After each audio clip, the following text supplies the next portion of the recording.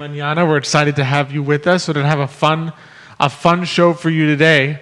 We're going to be joined by Totoro Sotelo. She's the founder of Totoro's Granola, and she's here in Charlottesville. She's a very fun person to talk to. We're going to do a little bilingual conversation with her. Some questions in English, some questions in Spanish. It's going to be a fun time. And then Xavier and I, we have a pretty exciting topic for you today. We've been asked frequently about Bitcoin and cryptocurrencies. So we're going to talk a little bit about that, in particular, what types of investments should be in your retirement savings, and what times, or any portfolio. What place does a cryptocurrency have in a portfolio? Right? What should be there, what shouldn't be there, just how to think about the long-term perspectives of your portfolio, the long-term, what you really need to be looking at when you're constructing your portfolio for the long term.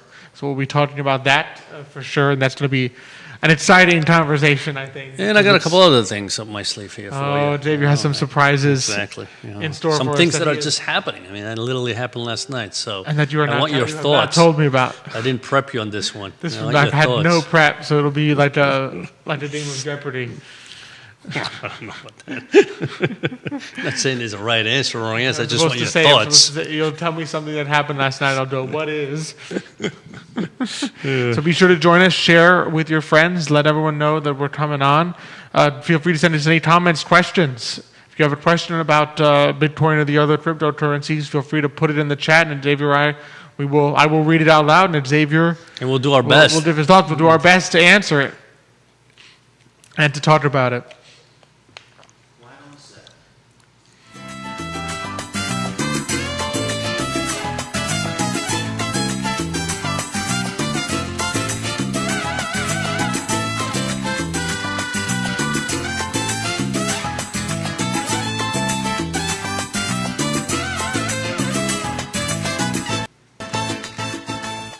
Good morning, everyone, and welcome to Today y Mañana. I'm Alex. This is Xavier. We're really happy and excited to have you join us today. As always, we're presented by Emergent Financial Services. We are powered by Cristel Noel State Farm, and we are partnering with Forward Adelante, the premier Latino networking group here in Charlottesville. I have to say premier, as Michael reminded me to say that. Table. That's high. Say premier. So we have an exciting show for you all today. We're really happy for you to join us. We're going to be joined by Totoro Sotelo, the founder of Totoro's Granola, at around 10:45 or so. She's going to come in. We're going to talk entrepreneurship. We're going to talk her delicious granola, just how she's grown it here in Charlottesville. Could have my yogurt with that. I had your accompaniment for the granola. And so just be sure to join us for that. And we're going to start off. I know first off, you have some surprises in store for me. And then we have our topic of the day, which is going to be cryptocurrencies, because we've just had a lot of people, especially this time of whenever cryptocurrencies increase in value, as they've done this year, a lot of people will come and ask us, what do you think about cryptocurrencies? Does it have a place in my portfolio? Should I be investing in it? And so we'll talk a little bit about that, and just in terms of what place does it have potentially in your portfolios, no matter what you're saving for. Well, and the risks of putting something that is so volatile in your portfolio, and what does it mean, right? And so it's important to really discuss that. But I mean, cryptos has been around for, over a decade now, so it's not something it's relatively not brand new. This brand is not new. the first time people have contacted us and and say, what do you think about cryptocurrency? It's just there's more than one, so that begins to make your head scratch a little. So if there's more than one, which one do I put my money in, and which one's the real one, or any real one? And recently I know there was that I forget exactly who it was that said it, but I know that Krugman indicated that it's a Ponzi scheme, and he didn't say that. New York Times, exactly, he repeated that, which is an interesting point, right? Because when you think about it, there's cryptocurrencies, there's a limited amount, and so the question is, if it survives, then maybe you're fine. But if that cryptocurrency doesn't survive, obviously the guys that got in first, right, and get out first are the ones that make the money, and then you're the last one in holding the bass, and guess what? Exactly. Well, that's the classic Ponzi scheme. So for those who don't know, it's a Ponzi scheme basically means that future investors are making their gains. Present investors make their gains by the basis of future investors putting more money in. In other words, the thing you're buying, the investment you're buying, actually doesn't make any money. but you get paid off by people who come in after you. So the theory with cryptocurrency being, if you call it a Ponzi scheme, what you're basically saying is cryptocurrency has no actual value. No, it has a value. That's right. It has no value, but the people who came in yesterday are making money because people today are buying it, and the people who are buying it today will only make money if people buy it tomorrow. And so somewhere down the line, the last guy that's left holding the bag, because he buys it, That's right. and there's no one who buys it after him, and he sits there and says, actually, I bought something that is completely worthless. Right, because when you think about it, when you have a currency, that means that you can buy things with it, right? And I'm not saying right now you can't buy things with cryptocurrencies, but if you go to Kroger, if you go to Whole Foods, if you go to Target, if you go to all these places, can you buy something with a cryptocurrency? No. When you have to pay your taxes, can you pay taxes with cryptocurrencies? No. And really, that's the big one. I think Absolutely. as Nicholas, our research guy, when he's not being a research social guru. when he's not being a social media ninja, he is a research guru. And he had that great article on our blog recently at emergentevents.com, where he talked a little about the reasons why cryptocurrency isn't a real currency in the sense of other ones. So you think of something like a dollar or euro. The one major difference with all of those is that A, they're required to be legal tender, Right. meaning you can pay your taxes with them. The government itself accepts them. And so with cryptos, the difference here is that you may have some companies here and there that accept them, but if at no point the government does, it can never reach that full stage Right. of being a full-blown currency, because you cannot ultimately pay taxes with it. So you're at the mercy of individual companies saying, no, I don't take this crypto, or yes, I do. So it has a very different way that it works in terms of, can you store value with it? I mean, one of the major things about currencies, right, why do we even have things like the dollar, is A, that you want to store value in it. So instead of me trading Jerry a chicken in exchange for, oh yeah, you can use my studio, give me a chicken in exchange. Well, he might say, well, I don't want chicken tonight, and I can't really use this chicken 20 years from now because it's not going to be there. Exactly, yes. So you give someone $1 for something. Well, now the dollar can store the value of what you produce today, and you can use it later on in the future. But with a cryptocurrency, if there's really no government backing, there's no guarantee that it's there. No, none whatsoever. In 10, Yeah. 20, 30 years. So it doesn't serve that purpose of a store of value. It doesn't serve the medium of exchange perfectly, because Exactly. there's at least one major entity, which is the guy who comes knocking for your taxes, that says, no, I won't take crypto. Nor can you exchange it for other currencies. That if you go to Europe, for example, if you want to buy the euro, you can take your dollar and exchange it. You can't take your crypto and exchange it into You'd euros. have to be on the Right. forex markets Exactly. to do it. You'd have to do it all in advance. And as we saw when crypto crashed a couple of days ago, this was now, I guess, a couple of weeks ago. Yeah. Now that when people went to go get their money out of one of the major exchanges, they had difficulty doing it, because it wasn't really set up to have that kind of volatility. So the movement is really there, not because of any underlying value, or because anybody can actually, they're not backed by the full faith, and remember how the dollar is backed by the full faith and credit of the United the States. government, yeah. Which, whatever you may think about the full faith and credit of the United States, it still has some. Absolutely. Whereas a crypto really has none.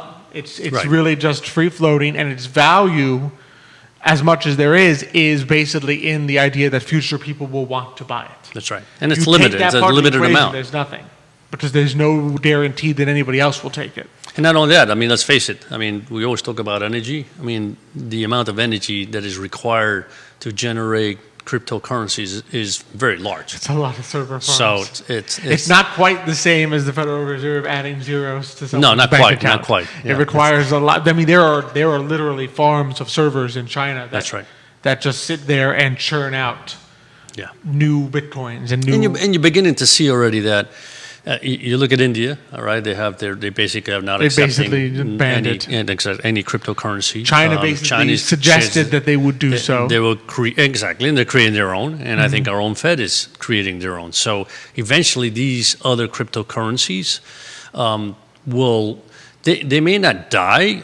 They may just fade away. Or go underground. Or go underground, that's right. If you want to exchange certain, I guess, items that you don't want the government to know that you're buying or selling, then you might be able to do it in that way, just like, let's face it, just like the cash. When you transact in cash, you may not have to pay your taxes when you buy things of that sort. But from the perspective of putting that into a portfolio, I mean, we always think of a portfolio as that part of your savings that has to be grounded, has to be, the fundamentals have to be important. You have to have a goal as to what you're doing with those savings. And you always talk about it. I mean, there may be a certain percent, whether it be 5%, 10%, or 3%, that you say, I'm willing to gamble. Exactly. It's like taking money into a casino and saying, I have, $1,000 that I'm willing to lose today.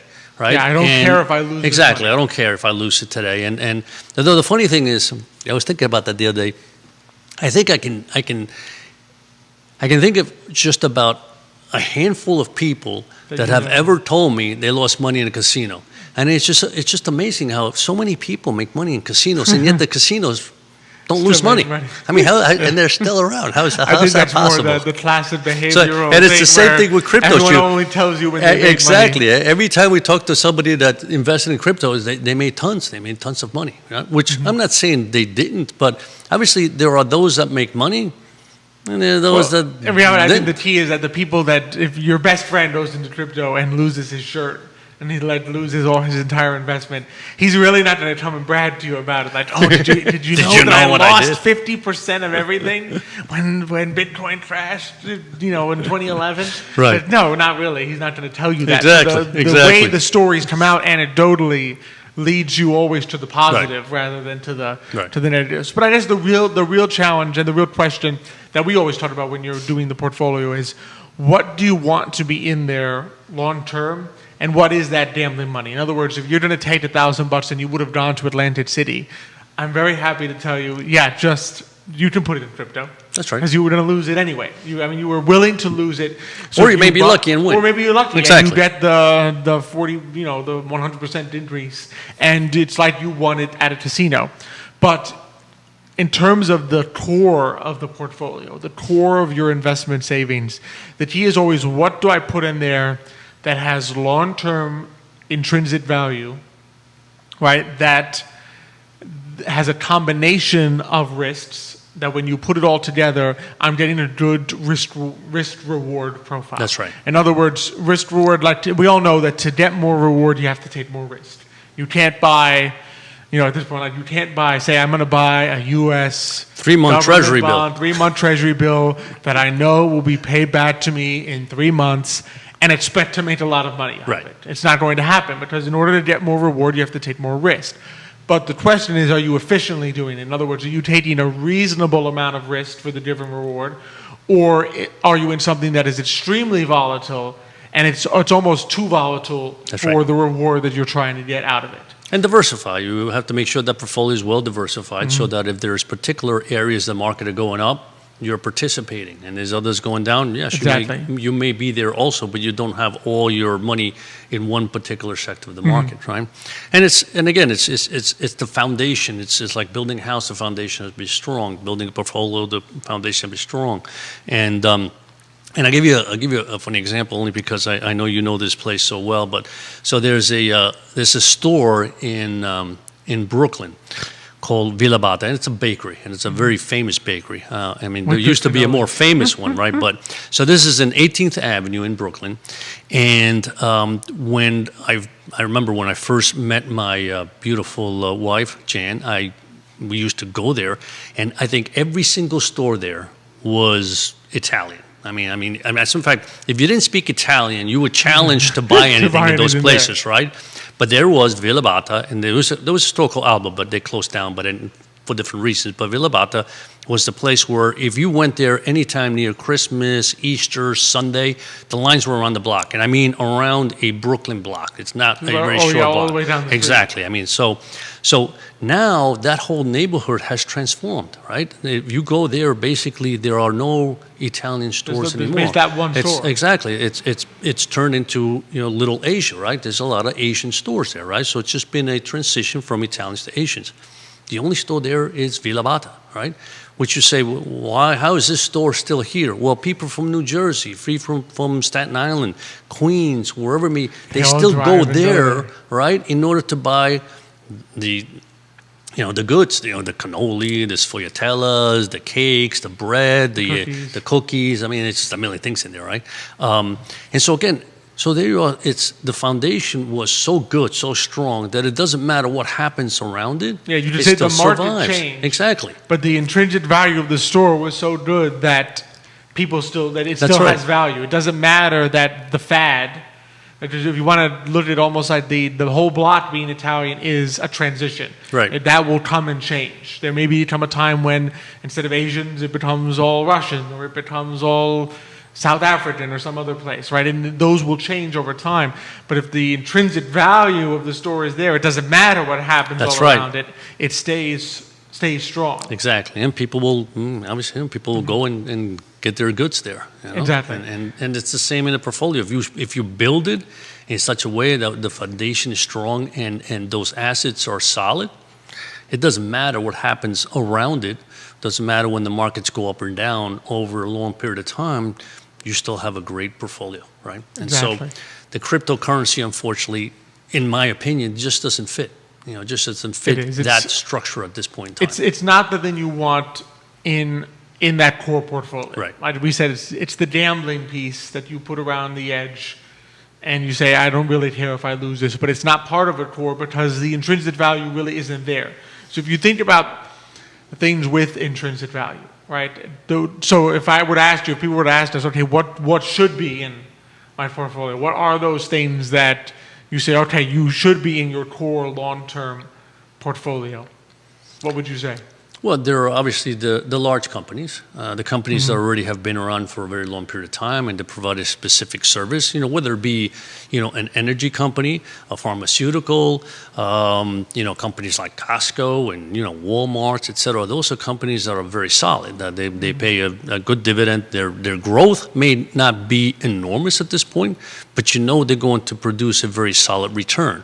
Then above that, you begin to then diversify into younger companies that you say, I like this company. I think it's going to do well, right? I mean, things like Plug, things like Peloton, things of that you say smaller. But they're actually still producing something. They may not be paying a dividend because they're putting money back into the company right now, but you can actually see the product or the service that is being produced. That's right. And that really is where the intrinsic value comes from. When we're talking about value, the thing about a company, whether it's a bond or a stock, in the state of a stock, you own it. You own a piece of the company, right? You own a piece of something that actually makes something or that actually sells something. And that's the important thing. You just said that something that makes something or produces a service that you know what that service is. And that's really the most important. I remember one famous investor for Fidelity, I forget his name's not coming to my mind right now, but he said he only invests in things that he understands. Because that's the important thing. Is that if you know what the company produces or you know the service it produces, then you say, yes, I understand what they do. And even if you're not buying an individual company, if you know the asset class, meaning if you sit there and say, I know that U.S. large cap stocks, so big United States companies, I have an idea what they are. Exactly. In other words, you don't have to know every company in the S&P 500 to know that if you look at the S&P 500, you will find Apples, you will find you'd probably recognize the majority of those companies. You will find major U.S. companies in there because you have an idea what that looks like and what that can do. And really the value part comes in because you're sitting there saying, if starting tomorrow, no new person ever buys Costco stock. And so the only people who ever own Costco are the people that own it today.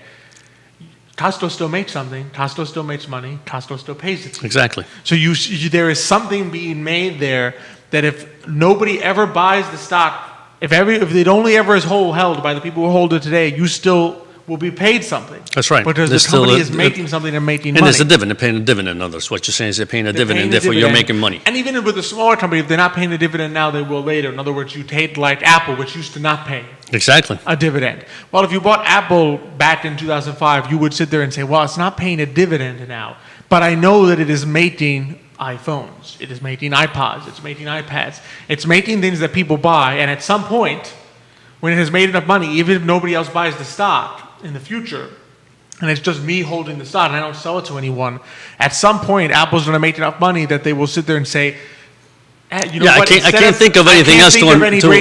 I will begin to pay this money back to shareholders. And that's exactly what happened. Apple now pays you a dividend. So you bought it back then, not for a current dividend, but in the expectation of a future one. That at some point in the future, the company will do well enough that you would have paid a dividend. Exactly. Right? And of course, that attracts new people to buy the stock.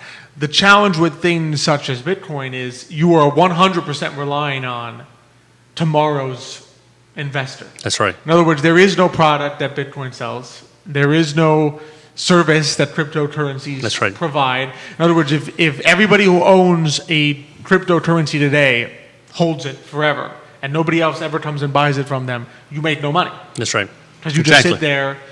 There's no value going up. There is no right. value. Yeah. Nothing If the is paid stock to you. doesn't go up, if the currency doesn't go up, you're not making any money. So And you're not going to make any exactly. money. The only money you ever make is if some guy comes in and says tomorrow, says, I will pay you more for this one crypto coin than you paid for it. It's the only way you make money on that. So there's no underlying. And even with the bonds, I know often we'll tell people to put bonds in to their portfolio, to have that diversification. And the bond, the difference there is, no, you don't own a piece of the company, but you own their debt. You own a promise to repay you with interest. So it's the same thing. If you don't sell the bond, you're going to make that interest, and then you get your money back at the end. Right? The only way you don't make it is if the company goes bankrupt. But as long as you're purchasing the bonds of larger companies, stable companies, the odds of them going bankrupt is very slim. And so you're willing to take that risk for the reward that you're getting out of it. That's right. And so that's why oftentimes when people will ask us, what's the major asset classes you want to see in a portfolio?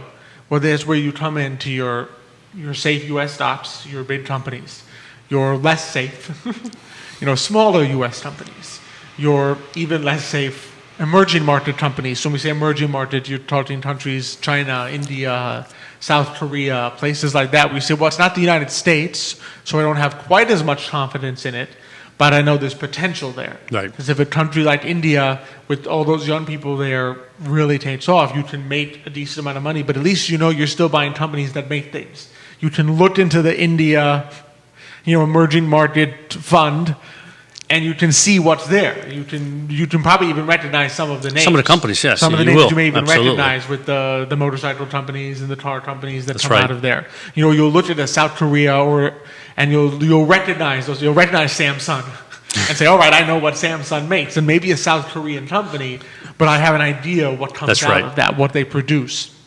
And that's really... And then there's the small caps, right? And exactly, then you go into the ones. bonds, and like you said, there's the treasury and government bonds, and there's the corporate bonds of companies that, again, they're very well recognizable, like Apple, for example, yes. And then there's the high yield bonds of companies that are just getting off the ground, and they needed to borrow money, and they can't come to the stock market yet. And so they borrow money in the marketplace. And those are where you get a little more interest because, again, there's a little more risk. So again, that's a well-diversified portfolio. And let's not forget real estate. I mean, one of the things people forget is that if you own your own house, then you own real estate. And that's very, very important to recognize because if the majority of your investment is in your house, then you have a very large portion, which is leverage because you usually mortgages, exactly. right? Real estate is real definitely estate. one of those things we'll be asked about, and we tell people that's the big maybe, right? In other words, it's not that you never want real estate to be in your portfolio, right? It's just that you have to recognize when you put it in, when you look at that real estate fund, or you say, oh, I want to buy that house that I'm not living in, the first thing you have to do is recognize, all right, I already am invested in real estate. That's right, exactly. Let's face it, depending how big your retirement savings are, it could be that the biggest investment you have is real estate. That's right. It's your home. And it usually is. Let's face it. It And so usually is for the majority what of we people. always tell people is you don't want to be double leveraged. In other words, you don't want to think that you have a 10% exposure to real estate. Oh, there's only 10% of my portfolio is in real estate. When if you look at your whole picture, you actually are 50, 60, 70% in real estate when you add your house in, and people say, oh, well, I don't really want to be 70%. Well, especially if you're thinking of a retirement portfolio, because at the end, your retirement is, I own this house and I own it free and clear. And if I have to downsize, I can sell my house, which is real estate, and then buy something smaller or just rent, right? Exactly. Granted, if you're investing to save for a car or for education, whatever, that's a different story because, yes, you might say, I think real estate's going to do really well over the next 5-10 years. So, yes, you don't think about your house from that perspective as being an investment because it's a much longer term investment. But from a retirement portfolio, you have to add that in there. You have to put it in there. You have to count it. So those are your maybes. Right. So a lot of times you think of your yeses, big stocks, small cap stocks, emerging market stocks, bonds, obviously combination, bonds of companies, bonds of the United States government. that you trust. In other words, those are your safest piece, right? Then you have your maybes, real estate, and then you have your what we would say no's or questionables, Right. which is things like cryptocurrencies, things like gold, which can be very appealing, but it's funny, we were talking with Judah last week, made the great point, like usually you buy gold if things go south. Right. Well, and for two reasons, I guess, if you think inflation is just going to get out of hand, and obviously gold is a great, hedge against that, right? But the second one, people would say, well, what if things go really bad? Things are just going to fall apart. Exactly. And Judah made the great point, what are you going to do, shave a little bit of the exactly. Go next door, buy a chicken. It's like, you want a little piece of my gold? Shave this gold with this potted knife? I don't think that's going to work. That's right. So that's one of those things that it looks appealing, but again, it's not your core. That's right. It's maybe something tactical you use if you're really convinced inflation is going to go through the roof and you say, well, I want the hedge there. But I mean, to be fair, though, there are other inflation hedges that don't tend to decline in value if things are steady, like a gold fund. Right. Because with the gold fund, the expenses in there are really going to make that decline unless it's going up. If gold's not rising in price and it's flat, you're losing. Yeah, you'll literally lose about a percent per year. Yeah, it's a losing proposition if you're sitting there and gold's just standing still. Exactly. So it's one of those things that you have to be using it tactically, not as your core portfolio. Yeah, I mean, I guess in the end, it's the price of hedging, right? I mean, hedging, there's a cost. Right? Yeah, so exactly. that's the price. I mean, and think about it. I mean, part of the issues we have in today's world is that hedging has become extremely inexpensive because interest rates are so low.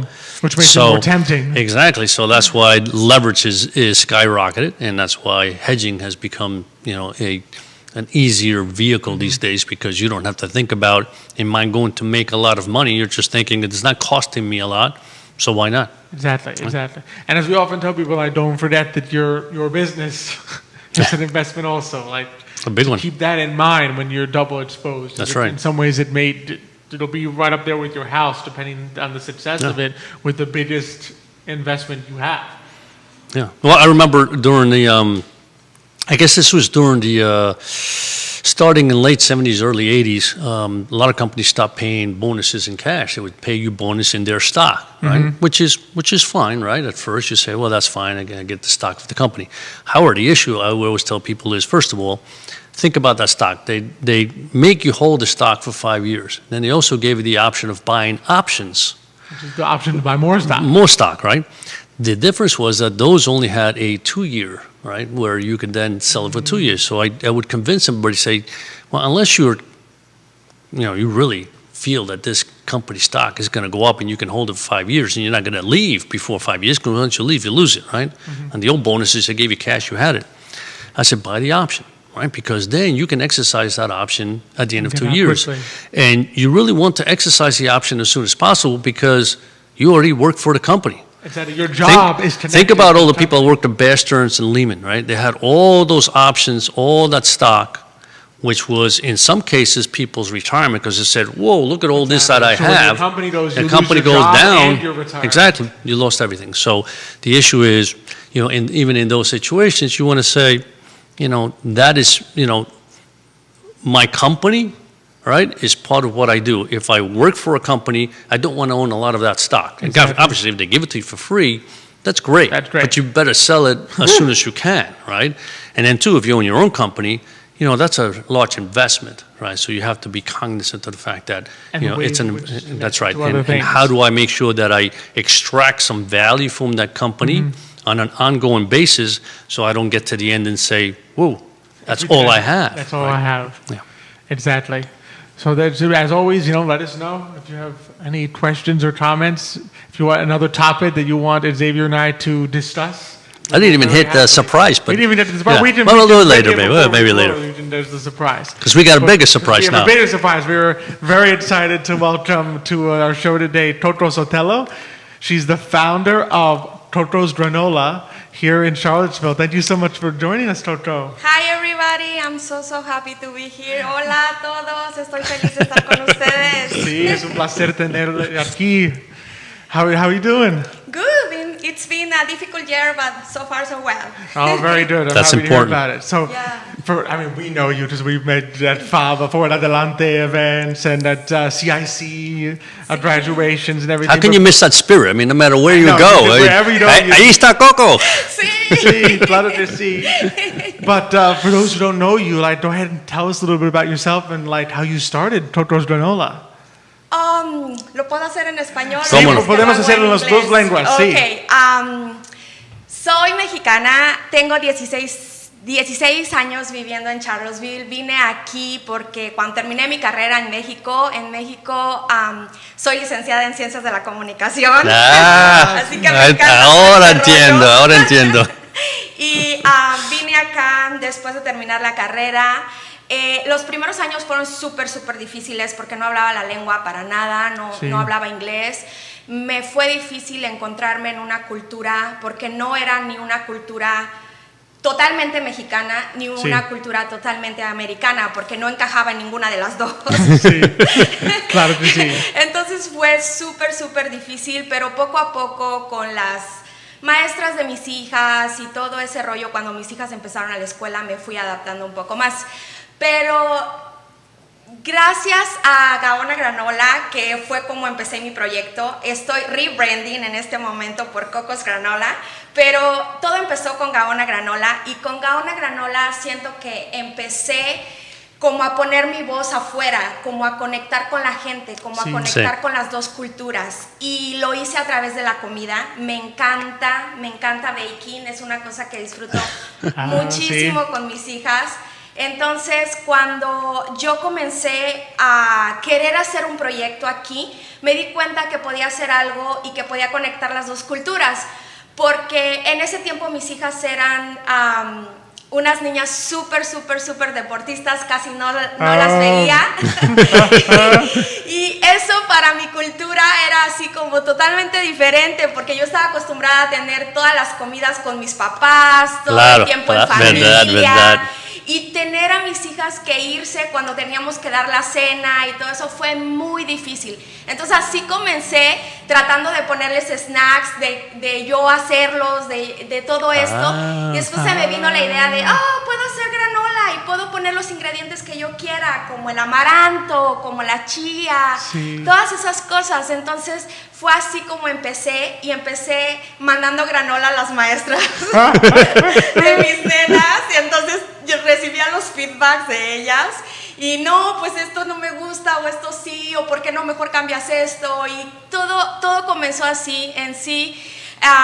Gaona Granola, que hoy se convierte en Cocos Granola, fue un proyecto pensado para mis hijas. Fue un proyecto donde, aparte de que podía mandar un poquito de mí, un poquito de mi cultura, un poquito con su cultura de ellas también, era el hecho de que ellas vieran que yo venía aquí por el sueño americano, y que al final se podía lograr, no importaba cuáles fueran las barreras, no importaba cuáles fueran las limitaciones. Si tú ponías el empeño, podías hacer tu propio camino. Entonces eso me motivó muchísimo. Cuando empecé a hacer el mercado en la City Market, me emocionó mucho porque comencé a conocer muchísima gente. Eso me llevó a CIC. Sí. Después de CIC, gracias a uno de nuestros mentores allí, apliqué para iLab. Fui parte del programa de iLab en Garden.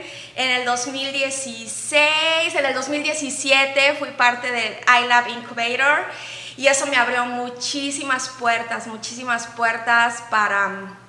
para seguir conociendo la cultura, para hablar el lenguaje de los negocios, el lenguaje de los business. Es un lenguaje completamente diferente que el americano, ¿no? Exacto. Era todo totalmente nuevo para mí. Los maestros, los profesores de UVA estuvieron con nosotros, estuvieron guiándonos. Fue un gran. Excelente. Fue un gran curso, fue una de las grandes oportunidades que tuve con Gaona Granola, y después de ahí muchos de los profesores me invitaron a compartir mi proyecto en varias de sus clases, como Social Entrepreneurship, y entonces empecé yendo So she was selling basically granola to all the classes. To all the classes, the teachers. That's beautiful that it works that way. This is probably the first time we've had someone that says basically my kids were the impetus. That's right. Well, she started, to tell the story, she started to make granola. Her two daughters are very, I guess, sportive, which is not typical, right, of where she came from. But so she started to try to figure out what do I make them, because I have to make them something quickly so they can eat. And she's thought about granola, so she started to make granola with the hints of her culture, Mexican culture, right? And so then she decided to start giving it to the teachers, and there you are, before you know it, little by little. So already the entrepreneurship is there. That's right. Entonces, ¿qué es especial de Toto's Granola? ¿Qué es diferente o en particular que no se puede encontrar en las otras granolas, en sus competidores? Bueno, pienso que Gaona Granola es 100% hecho a mano. Yo sé que hay muchos productos allá afuera que nos dicen que están hechos a mano y tal vez lo están, pero en Gaona Granola no ocupo ningún ingrediente que no sea natural. Todo es 100% natural, todo es 100% hecho a mano. Todo lo hago en pequeñas cantidades todavía y es algo que prácticamente es de mi casa a su casa de ustedes. Entonces es literalmente muy como tiene muchos detalles y muy especial porque lo que dice que tiene de ingredientes es exactamente lo que tú vas a llevar a tu mesa. Es exactamente eso. Which is special because, I mean, it's not often you can find something that literally, I mean, when it says all natural, it is all natural. All natural, it's literally from Toto's house to your house, made by hand. Made by hand and in limited quantity, so you know that they're all fresh and they're all good. It hasn't been sitting in the shelf for years. This is exactly what you're getting. It's exactly. Nothing unusual. There's no little things in there to say, well, why is that? That doesn't look natural. Why is that in there? It's all real, and that is special. Because, there's the classic granola bars out there. They have things in them that you say, I don't really want my children eating that. Yeah. So this That's is right. natural That's and right. special. Yeah. Entonces, en términos de ser empresaria, ¿cuáles fueron unas de las dificultades o cosas que no las esperaba antes de hacerse empresaria? En el proceso de ser dueña de un negocio, no solo una persona que crea granola. Bueno, pienso que el camino del entrepreneur es difícil. Tenemos que trabajar los 7 días de la semana, todas horas. Yo tengo mi trabajo que hago todos los días. Después de eso llego, entonces comienzo con todo el rollo de hacer granola y ha sido difícil el hecho de como poner en una balanza a la familia, el negocio y todo eso, pero he aprendido muchas cosas en el camino. He aprendido una de las cosas es a no casarme con una sola idea, a escuchar muchísimos tips de afuera. Al final de cuentas, uno puede plasmar, uno puede poner tus ideas aquí, pero el hecho de escuchar siempre tips por otra gente que ya ha estado en business for a long time, eso me ha ayudado muchísimo tener una mente abierta y decir, bueno, ok, como ahora en el rebranding, bueno, ok, el primer nombre era nuestro apellido, Gaona Granola, y encerraba a mis 3 hijas, ¿no? Entonces era así como que, ok, están todas aquí, este es nuestro proyecto. Pero en iLab tuve muchas recomendaciones de hacer un rebranding. Tardé mucho en hacer rebranding, pero este año me sirvió mucho para pensar, para recapacitar, para saber a dónde quería ir. Y después de eso, digo, otra vez, tener la mente abierta y decir, ok, bueno, creo que el nombre... probablemente Cocos Granola es más fácil de recordar. De pronunciar y de todo esto. Entonces me fue más fácil despegarme un poquito de algunas ideas que yo tenía y estar abiertas a otras ideas que venían de gente que ya había estado en business for a long time y todo esto. Entonces es difícil, No, it is. Pero no es fácil. Great advice. I mean, it is, when you're in business, sometimes it's true, you can get married to an idea. Right. You can say, well, no, I want it to be this way, I want it to have this name, or I want it to, this product has to, look like it has to have this ingredients, and Totoro's advice is just fantastic. Like, don't get married. Don't to get married to something. that. That's right. I mean, but to the idea. I mean, you're married. So the idea. The idea. Don't get married to the idea such that you can't have an open mind and change things and improvise. Exactly. And so they're just changing. Well, and you see companies sometimes they change their logo, right? Because the times so. have changed, and all of a sudden the logo makes more sense to change it, and it's the same thing here. En este caso era perfecto porque Coco es muy fácil decir, tanto en inglés como en chino, con cualquier lengua, Coco. Sí, y de recordar. Y de recordar. Coco's granola, sí, a mí me acuerdo. Eso mismo. Sí. A ver, dígame, denos un ejemplo de uno o dos de los granolas que usted hace. O depende, es que las personas pregunten por lo que quieren lo que quieren en la receta, o es que usted dice, no, esto es lo que yo pongo. Tengo cuatro sabores ya definidos. Uno de ellos es la abuela Isabela. Es la abuela Isabela. Mi bestseller. Esa receta la traje inspirada en México. Tenemos ingredientes nativos de México como el amaranto. Yo soy un amante del amaranto. Y todo comenzó con trayendo esa idea de traer ingredientes de mi país. Sí. Entonces el amaranto es uno de los ingredientes que son principales en la abuela Isabela. Es una receta tradicional mexicana, súper plain, súper simple, pero es una receta que ha gustado mucho y que me ha dado la oportunidad de compartir con otras personas sobre mi cultura, porque cada vez que me preguntan acerca de cómo salió este sabor, entonces siempre tengo que explicarles sobre mi México, sobre mi abuela, sobre mis hijas, y es toda una conexión que me encanta platicarlo y me encanta compartir con las demás personas. Tengo otro sabor que es cranberry pistachio. Ese es otro de los preferidos aquí en la City Market y localmente también. Entonces, pensando en mis hijas, que en ese tiempo eran más pequeñas, tenía que hacer algo atractivo con ellas y ser un poquito así como de esconder los ingredientes súper naturales y súper healthy. Entonces, lo que hice fue hacer una receta de chocolate. Tengo una receta que se llama chocolate chia. Es un sabor que les encanta mucho a los niños, que les encanta muchísimo también a la gente grande. Logré hacer un sabor que no fuera tan dulce y que no le tuvieras miedo al chocolate, que a pesar de decir, es chocolate, es como más puro. Utilicé ingredientes más puros y logré un perfil nutricional muy bueno, muy bajo en azúcares, alto en proteínas, y me siento muy feliz con ese sabor.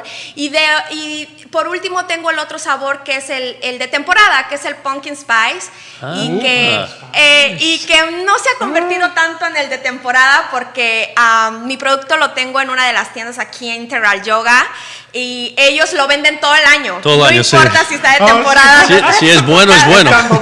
Sí, entonces tengo para todos, tengo sabores diferentes, son 4 sabores. Estoy trabajando en un nuevo sabor, estoy pensando en abrir otro sabor diferente porque ya llevo 4 años con estos y de verdad necesito reactivarme en eso. Pero así es como nacen mis sabores, y pienso que están súper variados, que tienen una variedad para todos los gustos, y ha gustado mucho a la gente. Tiene que pensar de 2 cosas. Uno tiene que hacer uno con guayaba y otro con dulce de leche. Yo sé, no importa si hay azúcar, de vez en cuando el azúcar es bueno, ¿no? Sí. The dulce de leche is not as healthy. It doesn't matter. Yo amo el dulce de leche. Perfecto, ya. El producto próximo. Haré uno pensando en ustedes. Gracias, para los cubanos. Sí. Dulce de leche. I love the pumpkin spice. Yeah, no. It's the seasonal one that gets sold all season long. Absolutely. Yeah. Well, it's true. I mean, the fall comes and you want the pumpkin spice latte, right? I mean, it just for some reason, it just feels like part of it. You know, it's like the gingerbread in Christmas, but exactly. But so good. No, I know. Everybody wants it. Well, they sell it all year long. Well, cuando algo es bueno, lo comes durante Sí. todo el año, ¿no? Sí. Si algo no es muy bueno, dices, bueno, lo como solamente en noviembre, ¿no? Pero si es bueno, enero, febrero, marzo, no importa. Exactamente. Entonces, ¿cuáles son? Porque yo sé que ha sido un progreso difícil. Con obstáculos, o no obstáculos, sino Bueno, dificultades la que lengua, tienen que superar, la lengua y el tiempo. Y el proceso de hacer un negocio. Es difícil. Entonces, ¿qué consejos tiene usted para otros latinos o latinas que tienen el sueño de ser dueño de un negocio pequeño o un empresario? Bueno, pienso que yo todo lo que lo empecé soñando, lo empecé visualizando, lo empecé plasmándolo en mis sueños interiormente y después empecé a buscar las oportunidades. Charlottesville es una ciudad excelente para comenzar negocios pequeños. Una comunidad que te apoya en todos los aspectos 100% y que además tenemos la Universidad de Virginia, tenemos muchos programas, tenemos CIC, tenemos mucha gente que está alrededor y que nos pueden apoyar. Entonces yo lo que le diría a otros latinos es que si tienen un sueño, si tienen un proyecto, que se acerquen a otras personas que ya han caminado este rumbo, que ya han estado abriendo paso, que siempre las personas que ya hemos caminado por ahí estamos felices de poder compartir, de poder decir, bueno, yo le hice así, si no te puedo ayudar, bueno, hay otra persona que te puede ayudar. Eso es lo más maravilloso de la comunidad de Charlottesville, que siempre estamos abiertos a ayudar, a compartir. Y que sueñen, ¿no? Que es bien importante el hecho de que todas las cosas que vemos materializadas empiezan aquí, ¿no? En la cabeza, empiezan con una idea y que lo más importante, pienso, es eso, ¿no? Tener las ideas y ir por ellas, luchar, ir por ellas. El camino no es nada fácil, el camino es bien difícil, pero pienso que vale la pena, vale la pena. A mí Cocos Granola me ha dado no solo la oportunidad de estar en la comunidad de Charlottesville, me ha dado la oportunidad de estar en la comunidad de UVA, me ha abierto paso a otros negocios importantes, a otros proyectos importantes con estudiantes de la universidad, y yo creo que si no hubiera sido a través de Cocos Granola, no pienso que lo hubiera logrado de otra manera. That's awesome. Yeah, great. Well, it's a couple of things that she said there I think are great. I mean, first of all, she talked about Charlottesville, how important Charlottesville is, and how helpful the community is in Charlottesville. And that's something that, exactly, and that's something that you don't hear all the time, but here is somebody who is Mexican that speaks, in Spanish and the Great challenges, Spanish. and yet she comes to Charlottesville. I mean, there's a lot of places in the United States that speak Spanish, right? That have a larger community, and yet she talks about the community in Charlottesville, really how helpful important that is, and how helpful they've been. Right? I mean, I think that's great. That's awesome. And how, and the second part is she talks about how she herself, even now with the experience she has, she's willing to help others. In other words, if somebody else wants to come to me and say, "How did you do it?" I'm willing to help. Because there are people that's like, it's a secret. Whatever, however I accomplished it, I don't want to tell anybody. No, that's how they are. Johnny Ornales is a perfect example that he's always sharing, right? And I think whether it's because of Charlottesville or because of the people in Charlottesville, I think that's a perfect example of how this community helps each other. Exactly, how you can pass it on and continue Exactly. to do that. Entonces, antes de terminar la entrevista, en inglés y en español, where can people go to find Totoro's Granola? ¿Dónde se puede encontrar Totoro's Granola y comprarlo?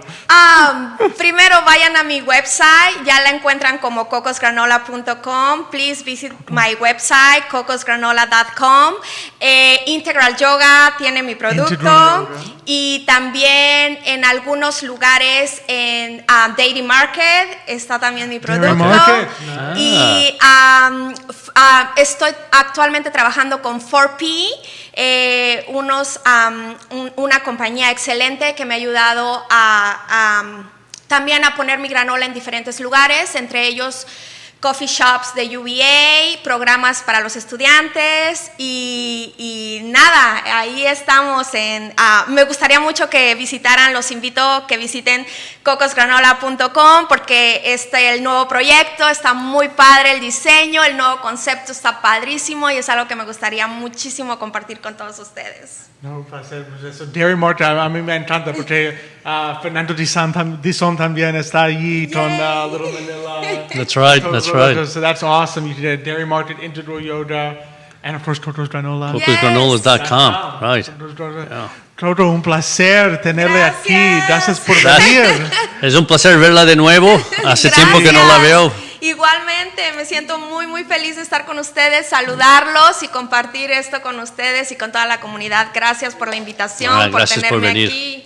Un placer, un placer. Un gran placer, sin duda. Entonces, Judah va a tener unas fotos y solo vamos a terminar el programa con noticias. Okay. Entonces, so before we go, I mean, some really fantastic. You know, the other thing I was thinking about that, she talked about dreams. And remember Miguel, what was his last name? Miguel Corradin. He always said, you got to dream big, right? Remember he says, big. los sueños tienen que ser grande, right? Big dreams, right?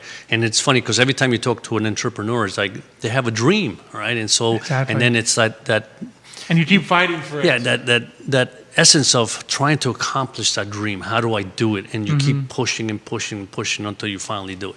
Exactly. It's a beautiful another success story. Another wonderful story that we have on Today Mañana. I love them all. Yeah. So Miguel talked about dreaming big, and then of course I remember Bernardo and Lucrecia from Sombreros. That's right. right. You have to fight for the dream. That's right. Vale la pena. Yeah. And Toto said it too. Vale la pena.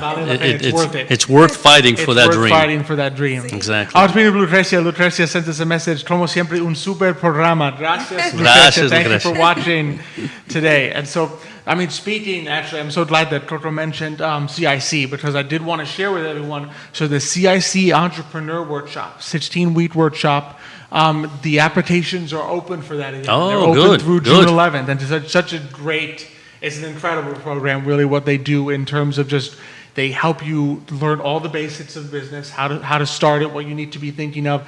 But they're really good about being in depth in terms of, well, what about your particular business? You know, where can you sell your product? What are some of the things you have to think about when pricing it, or your possible competitors in the market? Where should you go to sell it? You know, can you find places like Dairy Market, City Market, right. where you can test your product? They'll really help you go through all those steps.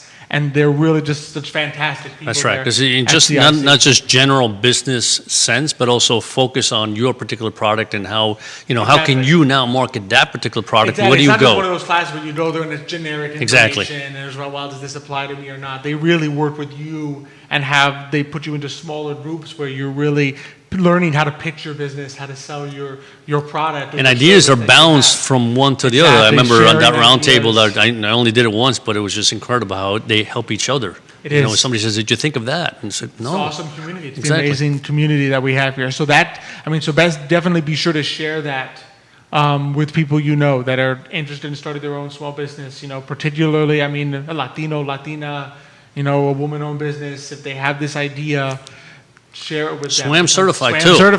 SWAM certified. Yeah. They will, and speaking of SWAM certified, CV, SBDC will still help you do that. So Central Virginia Small Business Development Center, cvsbdc.org. Another great resource. I know they are still doing the Go Virginia website thing. So if you would like to start, if you have this idea, you have your company, you want to get a brand new website that can help you do e-commerce, sell it online, very simple sales, point of sale website, reach out to them because for free they will help you. They're taking applications to help you build your website out for free. They have access to people who are experts at this that can help you put it together. So that's CVSBDC.org. Let's face it, if you want to sell to UVA and you are SWAM certified, you go to the head of the line. Oh, exactly.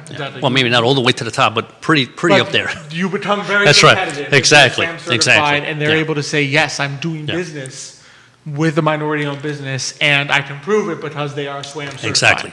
So it's a huge resource there. So again, at cvsbdc.org, both the website building program and the SWAM certification, they have webinars, they have people directly who can help you with that, or cicville.org. As always, we're going to bother Carolina again. Ask for Carolina if you have any questions. If you're Latino or Latina and you want to talk to someone, she speaks Spanish. Carolina can help you, and she can connect you with either CIC, if that's the best help, or CVSPDC, which is hosted there. So it's really great resources, so be sure to share that with everyone you know on that point. And so next week's show, be sure to catch us next week. We're going to have Dave Garcia from Kitchen Catering. Oh. I mean, their food is also incredible. It's been, when we I have remember. our FAV events back. That's right. I remember them. I remember them well. The events. So Dave Garcia will come on, and also Christina De Maria from the Charlottesville Opera. Oh. So we'll talk delicious food and then beautiful music. Beautiful music. That's right. On next week's show of Today Mañana. So an exciting show, just like today's. It's always fun to do this. And That's right. That's come right. together and hear about all the amazing things going on in Charlottesville. It's definitely fun to live and be here with. Yeah. Well, the energy, you can see the energy of the entrepreneurs. You can just see it. They come in the door, and right away, it's lit up. Yeah, lit up the room. Yeah. So it's Especially Coco, no doubt about it. Coco lights up our show. So thank you all so much for joining us again. It's been a great show, and we're really excited for next week's as gonna be well. good. As always, we're presented by Emergent Financial Services when we are partnering. We are powered by, I should say, Cristel Noel State Farm Agency, and we are partnering with Forward Adelante, the premier Latino networking group here in Charlottesville, Virginia. It's always fun to have you with us. Be sure to share this with your friends. Let us know if there's any financial topics you wanted Xavier and I to talk about. Let us know if there are other Latino entrepreneurs that you know that have not come on yet. Say, yes, they have to talk to Alex and Xavier. Be sure to send them our way. They can literally just email us, alex@emergentfs.com. They can call us. 434-260-1690, where you can just call and say, hey, I want to come on Today Mañana. And then we'll say, yes, you can. You can come on Today Mañana. So be sure to share that with your friends. Share today's show. Let us know what you're thinking.